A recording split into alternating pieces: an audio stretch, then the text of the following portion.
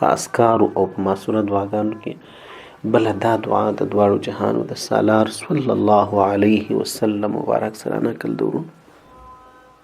دا دعا کله چې انسان دسترخوانه څه ولاړیږي سکیږي ځینې دسترخوان ټولوي په دې ټیم کې غوښتل کیږي، په دې ټیم کې د الله نازولي په خپله م غوښتې ده او خپل امت یې ښوولې ده.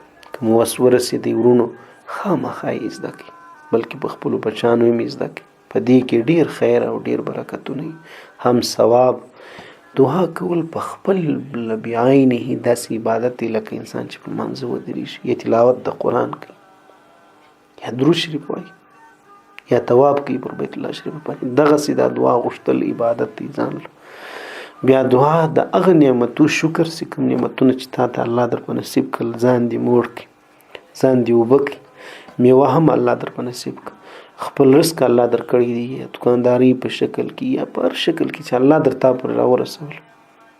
دا خو د انسان کمال نه وي، دا د الله لوی ستر احسان دی. نو دا د هغه احسان یادول موږ کوو، د هغه اقرار موږ د الله په حضور کې وکړو. د دې دعا روح دی. د دعا الفاظ او لفظي ترجمه در سره اخلم ورونو. الحمد لله حمدا كثيرا طيبا مباركا فيه غير مكفي ولا مودع ولا مستغنى عنه ربنا.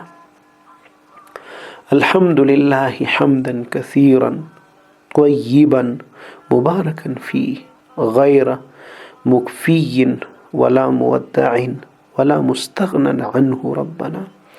دغه دعا د چې په صحیح بخاري کې، په سنن ترمذي کې، په مشکات المصابیح کې او داسې نور په خورا ډېرو کتابو کې د دعاګانو او د اذکارو دا خو په ډک دي. دې ټولو را نقل کړي ده. ګرانو عزتمند ورونو، د دې لفظي ترجمه دا ده د دعا چې ای الله رب العزت ټول ستاینې هغه ستا لپاره دي. خدای ته د دې مستحق یې چې ستا ثنا او صفت انسان بیان کړي. دا د انسان خپل کمال نه وي ورونو. په دې دعا کې د دې دعا روح دا دی چې موږ دا اقرار وکړو. ای الله داسې ستاینې چې هغه ډېرې زیاتې وي، حمدا کثیرا ډېرې زیاتې وي.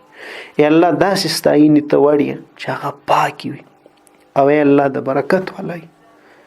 یا الله هر خیر او هر برکت هغه له تا سره تړلی دی. یا الله ته د دې مستحق چې سړی ستا ثنا او صفت بیان کړي.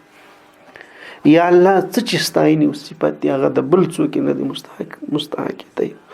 ای زموږ ربه، موږ دغه خواړه چې دا اوس موږ یا ځینې سکیږو یا ځینې ولاړیږو یا سترخوان ټولوو، دا ستا له طرفه داسې کافي نه ګڼو چې بس دغه مې بس دی نور نه غواړم. یا الله یا داسې نه وایو چې خدای دا په مکمله توګه زه ځینې بېزاره یم، یا الله زه ځینې بېنیازه یم. د دې په نیت موږ د دې سترخوانه څه نه سکیږو، بلکې موږ تل تر تله ستا د نعمتو محتاج یو. یا الله ولا مستغن عنه ربنا. ای الله موږ هیڅکله د دې څه نه یو پوره. ای الله موږ هر وخت ستا و نعمتو احسانو ته محتاج یو. یا الله دا ستا احسان دی چې موږ دې ماړه کړو. یا الله دا ستا احسان دی چې موږ ته دې دا نعمتونه راکړل. یا الله څونه بې کوره کسان دي چې کور نه لري، خدای ماته دې په خپل کور کې رزق روزي مړه په نصیب کړه. یا الله څونه انسانان دي په هسپتال کې پراته دي، خدای د خوراک کولو قابل نه دي، خواږه یې پر خوله ترخوي. ای ورونو داسې 100 کروڑه واره سوچ فکر پر دې باندې وکړي. ای الله موږ هیڅکله ستا له نعمتو څه نه یو بېنیاز. یا الله موږ د یو نعمت شکر نه څو کښلی. خدای ستا د دې نعمتو چې د باران د څاڅکو په څیر دي چې شمار یې ممکن دی، خدای موږ به د کوم نعمت شکر وباسو. کې دعا دغه مفهوم دی، دغه معنا ده. ای الله موږ ستا څخه داسې رزق غوښتونکي یو چې په هغه کې برکت وي. ای الله چې په هغه کې نور وي. ای الله موږ ته داسې ډوډۍ راکړې، موږ دا ډوډۍ د دې وجې نه پرېږدو چې موږ ته ضرورت نه لرو، بلکې موږ تل ستا در سوال لاندې لاس نیولی. خدای ستا په دربار کې مې تا ته مې تمه، خدای له تا څخه هر څه غواړو. یا الله موږ پر دې شکر وباسو. خدایه موږ د شاکره بندګان یو.